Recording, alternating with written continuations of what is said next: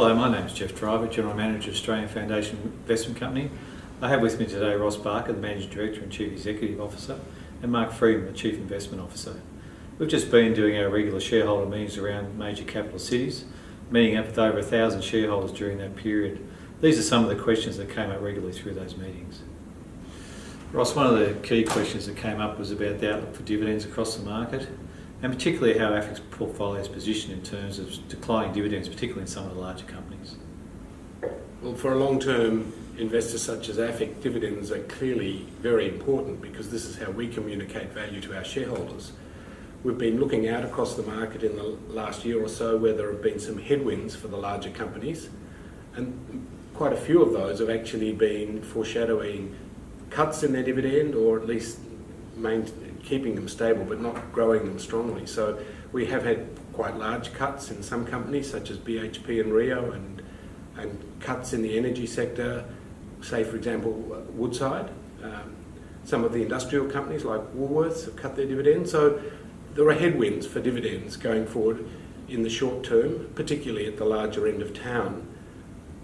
We've also been foreshadowing to our shareholders that we have actually been putting into our portfolio some small and mid-sized companies with higher growth prospects perhaps than some of the larger companies in the market, with the idea that they will over time be able to grow their dividends at a faster rate than what we expect from the large end of town.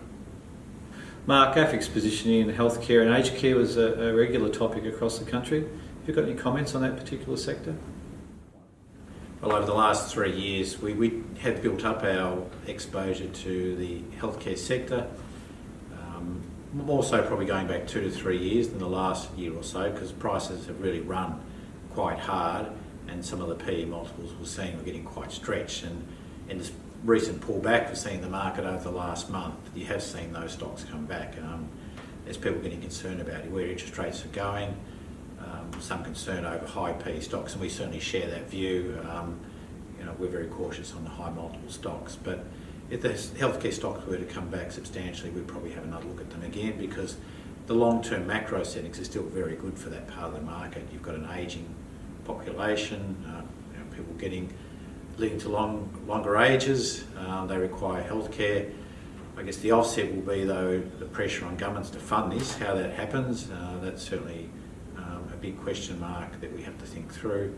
But we still think, at the right prices, these industries will grow.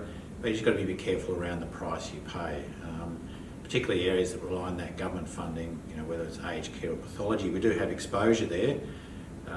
But once again, you just got to be careful that when things get a little bit heated in the market, you just got to be wary not to pay too much for these types of stocks. But I still think the big picture dynamics are good for the sector. To both of you, we were asked quite a bit about disruptive technology and how it impacts not just the companies we invest in, but also new companies in the market. You got any comments on that particular sector? There's, the positive, can companies use technology to lower their costs, develop a more competitive position? And there's obviously the risk too.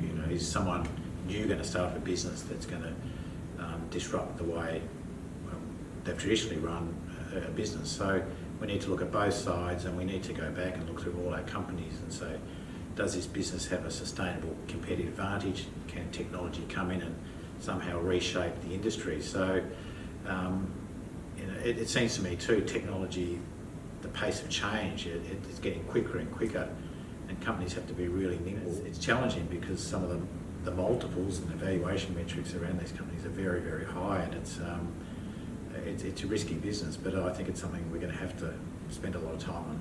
One of the interesting areas is the banking sector, where this is a particular issue, and the banks are, in a sense, falling over themselves to invest in these sort of new ways of doing business to cut costs, but also to keep the competitors out and not be disrupted. So what's happening with the banks is sort of at the forefront, because everybody uses banks almost every day, and you can see it on your telephones. But all businesses are thinking, what are the ways we can be disrupted?